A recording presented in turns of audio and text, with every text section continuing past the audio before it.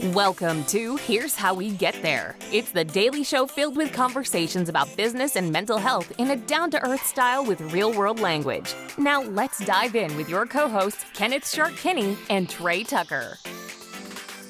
All right, the song that's sweeping the nation, Richmond, north of Richmond.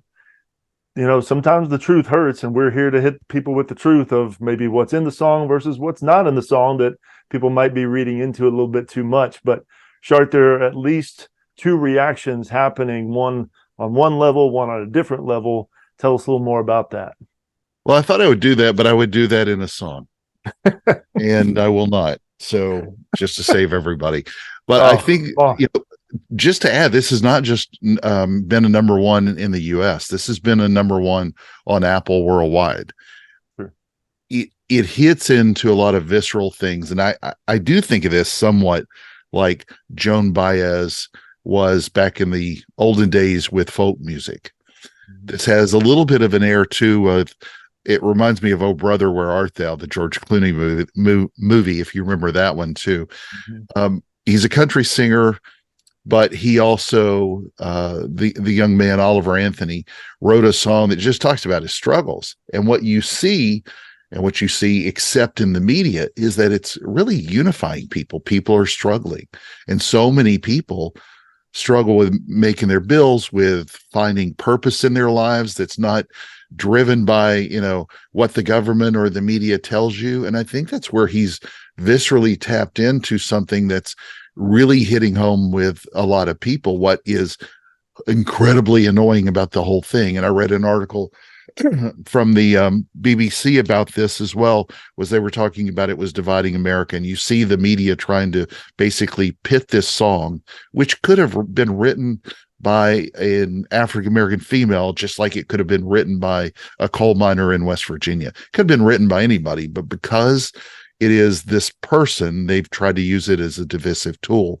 And I think that is wrong because they're missing out on what the message in the lyrics are. And he talks about this a lot. I know there's some things in there that people don't like. There's a couple of like curse words that freak people out. And there's some, what they call fat shaming, which again, is somebody who's probably a little on the portly side right now. I don't take offense to the fat shaming. Thank goodness I'm not 5'3" and 300 pounds like he references, but it's really just a working anthem and struggling and trying to find a lot of purpose. And the media is trying to divide people when they shouldn't. They should be they should be reading the lyrics, and they should be listening to the message. And that's what hits with audiences everywhere. How about you?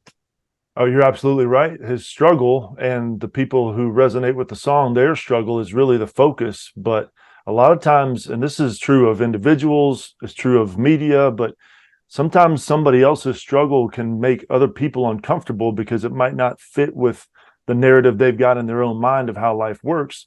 And typically, this is human nature. If somebody is uncomfortable with something about you, they want to quickly label it or label you, because if you label something, it's easier mentally to dismiss it, to just dismiss, well, you fit into this category, so I don't even have to think about you.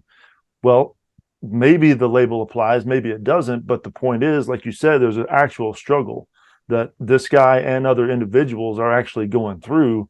And whether they're trying to create the divisiveness or not, and I think they are, like you said, but even if they weren't trying to purposely create it, still labeling somebody to dismiss somebody is a perfect way to drive people apart.